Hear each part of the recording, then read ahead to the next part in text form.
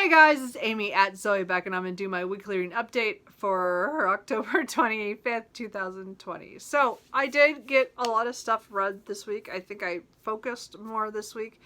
Work was still very stressful. Again, it was one of those things where I had so much to do and I was told to leave, and it was just like, I need a little bit longer. And so I was like negotiating with my boss every day. Can I just stay a little bit? I'm almost done.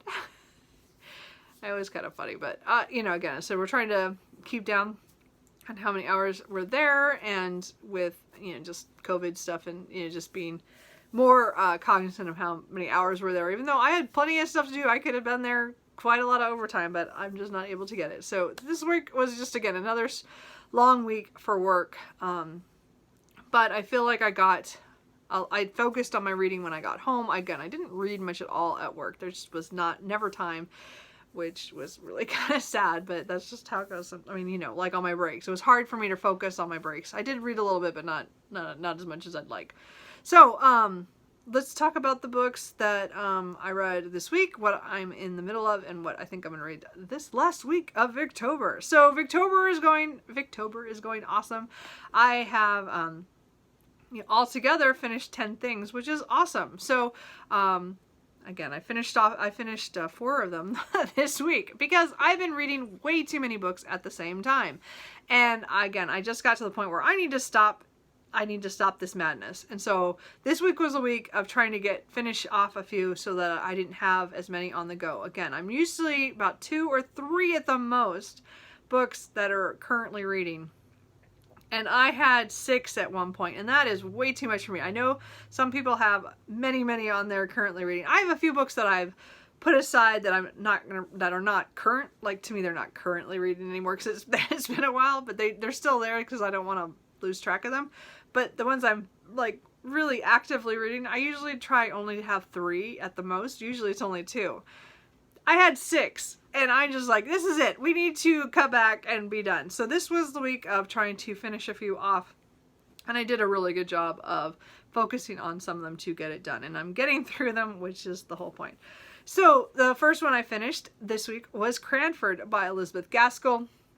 My edition has both Cranford and Cousin Phyllis. I've not read this one yet, so this will be going back on my bookshelf. I don't think I'm going to get to it this month, but I read Cranford because I saw Shawn the Book Maniac talk about it and rave about it on his Friday reads, and so I had to pick it up, and so I started it on Saturday. I just read a chapter and really liked it, and so I was going to continue, and I did. I read this mostly Sunday, and I think I finished it on Monday when I got home from work. This was a really kind of an episodic story. The narrator is a younger woman who comes to visit some women who are older that are friends of her father, and it's her interaction with the town Cranford and the people who live there, and her view of it as being not quite an outsider. She's known throughout the town because she visits a lot, but it's also she's not living there all the time, so she kind of comes and goes with the story of where things that are happening with the town and what happens to them. So like the beginning part, there is a captain who comes in with his 2 grown daughters and kind of stirs up some of the social scene for this small town. And then later we're following the women of the town who are very much they're mostly widowed or women who've never been married, and just they are of a social class that they can, they are able to live fairly comfortably, not a lot, like not extravagant or anything, like very comfortably, but they still have their kind of status kind of thing, and so they're kind of like the queens of the neighborhood, and it's their interactions and it's social commentaries about those classes and the people who they interact with the town and people who come in or not. So it was, I'm not explaining this very well. I really enjoyed this because you really get to know these women and their backstories, and then the things that they do during this time period that we're showing. This was published serially from 1851 to 52, and then I think it came out in a volume in 1853. So, but I'm pretty sure the time period is like a little bit before that. And, right off the top of my head, I can't remember when it was supposed to start. But as I said, I've been reading a lot of Victorian literature that all seems to be historical fiction from their time. It's kind of interesting. So anyway, I can't remember how far back, but anyway, it was just, it was still, this was a very, there were some hard hitting things that happened in here, like, that I wasn't, not quite to that. I guess I'm not, there is some tragedy, there is some humor, there is a lot of humor. There's also some sad things, there are some, you know, mysteries that kind of get solved and stuff, just little things, but they're not the main thing is the relationships of these women with each other and how it evolves, or, you know, how it either stays the same or evolves over the time frame. And it was just, I really enjoyed this, and I'm really, that just tells me that I really need to read more Gaskell, because again, I love North and South. This is one of my favorite novels now, and I just can't, I don't know why I haven't read her other novels yet. So Cranford I did get done, which is, again, not everybody, you shouldn't really start with it, except I find it was very light. It's just not like North and South, and so I kind of want to go back, and I said Mary Barton is on my immediate TBR. I just haven't gotten to it, and it's probably not going to happen this month. So I'm hoping to get to it though pretty soon, because I do want to read the rest of her novels, because again, I want to get to Wives and Daughters, but I want to read the other stuff before I get there, because I'm just like that. Anyway, but I read Cranford a little bit out of order, whatever. But I really enjoyed this, and I'm glad I picked it up, and even if I blame Shawn for that, but it was great. So the rest of the week, from Tuesday through Friday, I focused on Shirley by Charlotte Bronte, which is the group read for Victober. Wow. So again, I was reading this as schedule. There's a schedule of 1 to 2 chapters every day. It just depends. There's some that are, you know, some days we had 2 chapters, one. But by this week, I was just like, I need to get this done. This is dragged out for me all month. I just need to get done, and I need to finish something else. So I decided that this is the one, and it was to the point now. At that point, I think I was 200 from the end, that I wanted to know what was going to happen, because things were happening, and I didn't want to put it down anymore. So okay, so this book takes place during, again, it was published in, 1849, I think, something close to that. It was around that time. Sorry, I can't remember exact date on that one. 49, yes, I was right. But it takes place during 1811 and 12. And it's, again, it's this Yorkshire area, this town, kind of couple town, kind of little communities. And it has to deal with the mill owner, and it has to do with his troubles during the war times, where, you know, there's not that much industry. He's in the cloth industry. And then there's, they're talking about the rectors and their curates. They talk about those. We follow one of the rectors a little bit more than the other ones, who has a niece who is distant kin to the mill owner and his sister.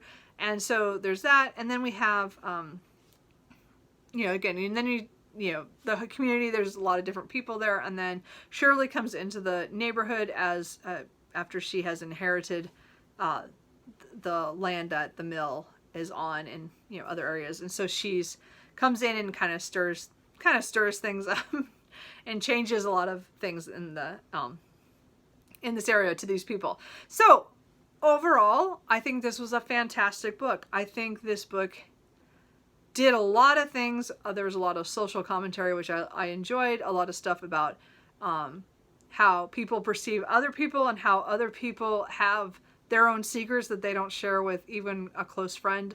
But there's, you know, they have reasons for things that not everybody knows about. And then it was just, or looking at somebody who maybe you see all the time, but then seeing somebody new and being more attracted to that, and kind of not to something, you know, that's every day. It was, and then again, there's a lot of stuff about the industry of the, you know, the mills and stuff. So there was a lot of that commentary in there too. So I really enjoyed this by the end, but I have to tell you that this is a book that could have been a 400-page book, and it would have been excellent. But because it's 600 pages, there is a lot of chapters that I felt were very unnecessary to me, especially in the beginning. I think she takes way too long for us to really get to the meat of the story. I think there's a lot of details that she could have told us as those characters are introduced later at different points that would have been enough, and we didn't need the whole history or the whole thing. Because again, the beginning part was very much vignettes of different parts of the county or the the area, and those people and their lives and their backstories and why this person doesn't like this person so much, or why why this family is like this, and this it's just. It was interesting in one point, except the fact it just felt really extraneous to the whole story. So it was like I was almost nearly to 200 pages before actually something was kind of interestingly happening. And I was kind of mad about that I'd wasted all that time just kind of dilly-dallying between all the characters. But once you get past 200 and Shirley shows up, it is different. It's a different book to me, and it just felt different, and it read differently. So I really liked the last 400 pages. So I think that, I mean, if she just shaved off 100 at least, there's just so much. And there was a couple of chapters in the end, which I also question about Martin. Anyway, but there's a couple things that I didn't see the need of that. But I still think this was a great book. I really enjoyed it by the end. I liked the way it all went. I liked the way it twisted and turned. I didn't catch some of the stuff that was going to happen. I thought that was really cool. I really did enjoy the last 400. First 200 just were a slog and in trouble. And I know a lot of people had trouble with the beginning. And I totally agree with that. So I think overall, I'm glad I read this. Again, it was unexpected that I was going to read this year until they made it the group read, and then I'm like, oh, I guess I'm going to do Shirley this year. So this, of course, has pushed me to try to finish all the Brontes. I do still have Villette and the Professor to read of hers, so maybe next year I'll get her done. But we're trudging ahead on that. I really like this. I don't want it was very slow in the beginning. But I can also see why by the time you get to the end, why this would be somebody's favorite book, or a favorite. I get that, except I just find the beginning way too slow to give it full marks. So I think overall I really enjoyed it. I just think the beginning needed to be changed anyway. And then, oh sorry, I need to take a drink. And then I finished Night Walks by Charles Dickens. This is one of the Penguin books, great ideas books. I think I saw this last year. And I just bought it this year because it's been on my wish list forever, for a year. And it has to do with 8 essays by Charles Dickens about different aspects of London. And it's mostly a lot of social commentary. So the Night Walks, which is the first essay, talks about him having insomnia and walking the streets of London at night and seeing how the difference between between day and night kind of thing, and then also talking about people who are houseless or homeless. So it was a very powerful essay on that, kind of just talking about what he sees. And it's not like he's making too many comments about stuff. He's just mostly talking about what he sees, but it's very pointed on what he was seeing and what he was thinking about that. So, and then there's several other stories that were, or essays that were, some of them were fun. Some were there's one where he was a kid and he gets lost. Poor kid. For a day. And then there was a lot of them about social things where he went to places where there were people who were very poor, and he just talked to them, and that's all they wanted, just someone to listen to their story. And some of them were just heartbreaking, and about being out of work or being injured or having lead poisoning. It was just some of it was hard to read too, because you're just, oh, that's brutal that they're living that way. So when I got done, I didn't feel like I liked this collection very much, because I'm not an essay reader very much, or this kind of a thing. I don't usually read this kind of nonfiction. But I really, actually, when I went back, I figured I liked 5 of the 8 essays actually better than I thought I did. I didn't realize there was only a couple of them that I really didn't like, which were near the end. So overall, I'm glad I read this. I didn't expect to enjoy it or anything. And I got something out of it because it was one of those things where he would mention something like the debtor's prison or, what was it that they call it? Like in the churches they had like a fund of some sort. I can't remember what they called it now. It just went out of my head. And it was really funny because I just read that in one of the other books that I read, talking about how some people don't like to ask for or to get money from the church. So they will do anything they can not to do that. I think that was actually in Shirley. So it was kind of interesting. It was like this connection to some of the books I'd read and other Victorian novels I'd read. So it was, and other Dickens that I've read in the past. So anyway, overall, I really liked that. I mean, not like really liked it, but just I enjoyed it. But I'm glad I read it. I was kind of surprised at how that went. Oh, sorry. And then yesterday, I visited my parents. We went down there, had prime rib. Awesome. Anyway, point is that when I was there during the day, I did read a little bit on my phone. I have the Romance of a Shop by Amy Levy. And so I don't know. Anyway, the point is I had started this like a couple days before Victober even started. And I had kind of dropped it after the first week. I just had too many books going. And I was not reading off my phone. I do not read Kindle books as often as I should. Or, I like physical books and audiobooks and stuff. But for some reason, ebooks just kind of follow along to the side. And I have hundreds that I need to read. So, might be a project next year. But this one I had downloaded last year during Victober because I saw Tanya at the Sampler Girl really enjoyed it. And so I thought, okay, I want to read that book. So so yesterday I read a little bit at my parents' house. I'd already been about halfway through. It's only 240 pages. So I was over halfway through, and then when I got home, that was the book I read when I got home last night. So I just finished it. I didn't mean to finish it, but by the time I got close to the end, I'm like, I need to know what happens. So I finished it. So this book follows four sisters whose fortunes have changed. Their father has passed away and he was in debt. So they pretty much lose a lot.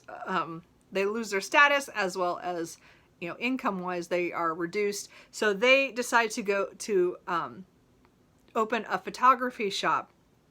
And so it's the beginning part is their struggles of changing from, being kind of middle class and then going to a working class, and how that affected relationships, and also them getting help to do that with another photographer that they know. So they start up their business, and again, it's really slow starting, and then how they meet other people, other artists, and how those relationships change the four women as well as the people that they meet.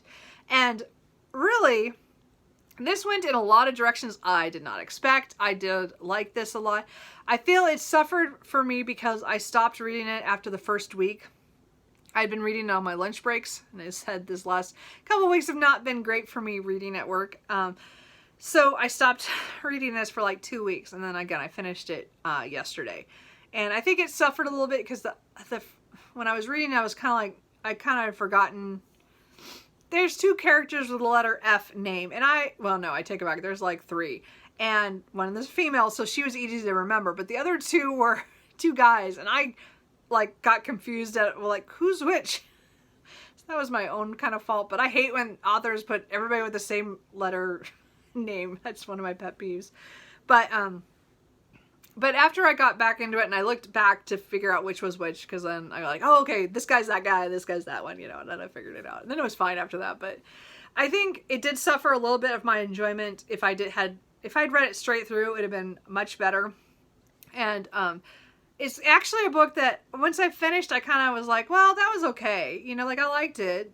But now the more I think about it, I think I liked it a little bit more than I did. There's more to this than just a story. As I said, there was a lot of commentary on the women having changed classes and how their friends reacted, and then how they meet new people and stuff. So there was a lot of stuff in here with all the women's journeys. They all went in different directions, and It was very surprising how this went. I really enjoyed it overall. So I'm probably going to change my rating on Goodreads because I really did like this a little bit more than I probably thought last night. But the more I think about it, I'm like, I really enjoyed that. Okay. So those are the things I finished this week, which was great. So that knocked off 4 things that were on my TBR. Yay. Or on my currently reading. So what's left now is my audiobook of The Tenant of Wellfell Hall by Anne Bronte. I'm listening to this on Libby, so they don't list who the narrators are, and that kind of upsets me. But I got whatever version is on there. And there are 2 narrators. There's the male one for Gilbert's section, and then there's a female one for Helen's section. So overall, the audiobook's pretty good. And again, I'm almost to the point where I'm about to pass where I DNF'd the second time. So this book, I have DNF'd twice. 2 years ago, I read this and DNF'd at 119 pages. And then last year, I picked it up trying to finish it because, again, I want to get these classics. Some of these I just need to finish. In my head, I just think I have to. And I decided now the Bronte project is going to happen and I'm going to finish all these books. But I DNF'd it at 163. So I didn't get much farther because I got upset again. Anyway, so I've gotten past I'm at 148 right now. So I'm past the first part I DNF'd. So I'm coming up on the part where I DNF'd the second time. And we will see if I can push through. I would really like to get this done this week, but I still have 11 hours on this audiobook, so this might go into November. But my point is to finish this. And again, this book is written really well. My problem is really the characters. So first we follow Gilbert, who is like a farmer, and he's got his family and everything in there, or his mother and his brother and sister, and they live very normally and everything. And then a woman comes into the area, Mrs. Helen Graham, and her young son, and they move into lodge at the Wellfell Hall. And there's a lot of speculation about her because she doesn't talk a lot about herself, but she's by herself and she paints and for her living, and they're all kind of like, what's that? Well, where's her husband, or what happened to her husband? Where's she from? Where's her family from? All the little gossip around the town. And there's a lot of things going on like in that. And then Gilbert is kind of like, he's attracted to her, but then he finds her abrasive, but then he kind of gets to know her a little bit better, and then they kind of have a friendship, and then things kind of blow up, and then he does something stupid, which is why I DNF'd the first time. And I don't mean just stupid, like stupid. Like, I'm still mad at him for that. Anyway, years later. Anyway, point is that right now there's the second narrative is Helen's story of how she got there, and her past. And so we're getting that's where I'm at right now. We're just crossed over into that, just a little bit into that. So I'm hoping to read more of this. And, as I said, I still have, 350 pages? Oh, nearly 400 pages left to this book. So I have 11 hours. So I'm going to be trying to work on that. I mean, I took a break. I didn't read it the end of the week. I didn't listen to it. Because I just got past chapter 14. If you know what that is, you understand why I hate that chapter. But I couldn't do, after having listened to that that day, I just couldn't listen to it again. So I took Friday off, and I took Saturday and Sunday off too, because I didn't drive yesterday. My brother drove us, so I didn't drive. So anyway, so I'm hoping to get as much of that done this week as possible. I probably won't get it done in the month, but I'm gonna try to get it done as soon as I can, just so I can get done and be done. I love Agnes Grey, and the fact that I do not like Tenant of Wellfell Hall this much is just, it's so hard. It's just like, that's mad. I really want to reread Agnes Grey, and I just don't have time, but it's on my list for rereads in the next year. And then the other book that I'm still reading is Wagner the Werewolf by George W.M. Reynolds. So I did pick this up because, again, this is paranormal, and it was a penny dreadful, and I'd never heard of this one before until I saw it on Kate Howe's channel, and I got it, and I'm glad I'm reading it. It's just that there have been times where I've almost DNF'd this book because it's just too ridiculous, and it's just, sometimes the main characters are just, I'm like shaking my head at them and what they do. Like, it's just ridiculous.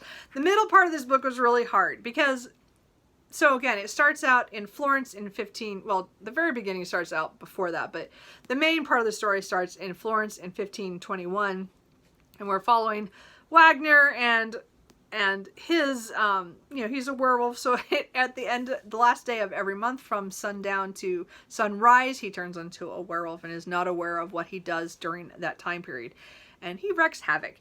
Anyway, but in Florence, he meets a count and his sister, and he has a relationship, like with them, with some stuff that had happened when their father died, and then there are people who are related to that. Then there's just all these people. Anyway, it kind of expands, like the cast of characters is pretty wild. We get wide. They're wild too. Anyway, no.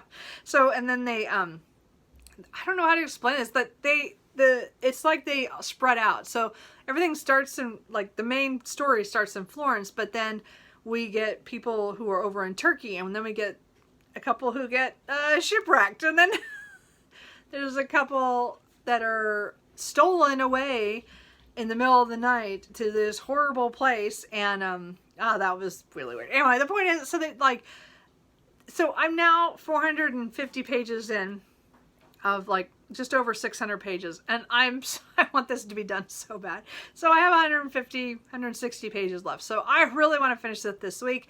I really want to finish it in the next couple days. I am tired of this book, and because now everybody's starting to come back, so all the people who had gone out and done crazy weird things in all the episodes, because again, this is pretty dreadful. So these chapters are not very long, and they're crazy. These people are insane. They're all over the place. I'm exaggerating. But they do some weird stuff, and they are not all good people. They're all very selfish, which is interesting. Anyway, so they're all now coming back to Florence. So I think this is where I'm getting towards the build-up to the end. So again, I'm hoping that it reads pretty fast as well. So I'm hoping it'll go pretty fast. I just want to be done. I mean, again, I just think it's too long. But if it was serial, it was 1847, I know it started. So I don't know how long it went, but it must have gone a long time for this. So I'm hoping to finish this, as I said, in the first, I don't think I'm going to finish it today. I'm going to get close, but I'm going to, we'll see. And then I would like to pick up Wilkie Collins' Jekylls Daughter. This is the main book I was supposed to read for him, which I haven't got to yet. I've read a short story and a short novel. But anyway, or a novella.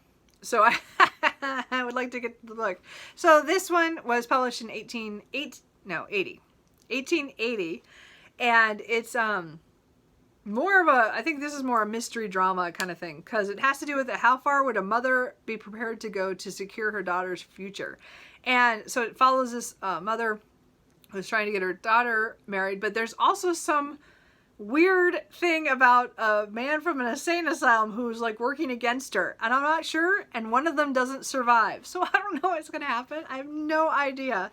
I think this was based off, from what the introduction said, something about it was based off of a play that kind of failed because the characters weren't very well written, and he I think revamped it into this novel. I'm not positive, but I think that's what it said. I mean, I didn't read the introduction fully because I don't like to do that before I've read a book, because I don't like to be spoiled for stuff, but I read the first page, and that was kind of what it said.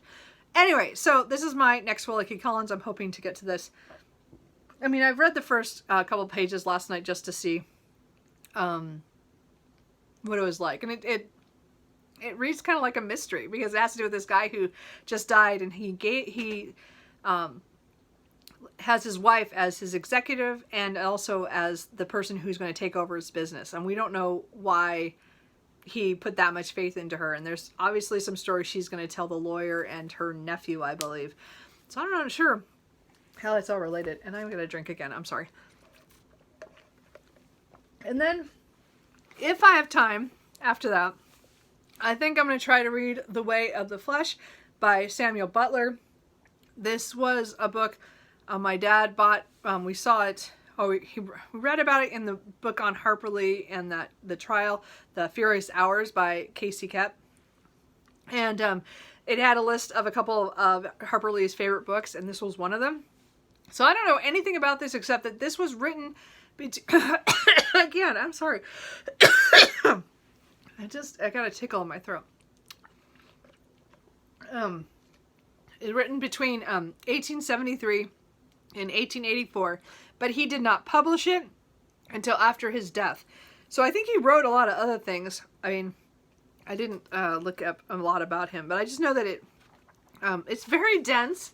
So I don't know how much I'll get done. I at least want to attempt it, or at least start it. I might not finish it till like December, but I want to try it at least. So I might at least read a couple chapters just to see how it is. I don't know. Has anybody read this? I don't know enough about this, so I don't know. I have no idea what I'm getting to, except that it's like a anti-Victorian statement. So that's why he wouldn't publish it during his lifetime, because he didn't want to be attacked. So I don't know. If you know anything, let me know. I said I borrowed it from my dad, and he hasn't read it yet, so I need to read it and give it back to him. Anyway, so that's all the books I read, what I'm in the middle of, and what I think I'm going to read this next week. What are you guys reading? Anything good for Victober? Anything else? Anything spooky reads? Is that I did most of my spooky reading in September, but I got so many books I want to read, and I'm like, I got to finish my Victorian reads, and then I'm going to go into nonfiction November. I'm hoping to get my nonfiction November TBR options video up sometime this week, hopefully. And then it's just it's been a low month for me on videos. I'm sorry about that. It really has been too busy for me to even think about doing more than just this weekly update. And again, my updates are super long, so sorry about that. I think that's everything. So if you have any questions, let me know. I don't know what I'm thinking right now, but what are you guys reading? Are you reading anything good? Have you read any of these books? And anything at all, let me know, and I will talk to you guys later. Bye.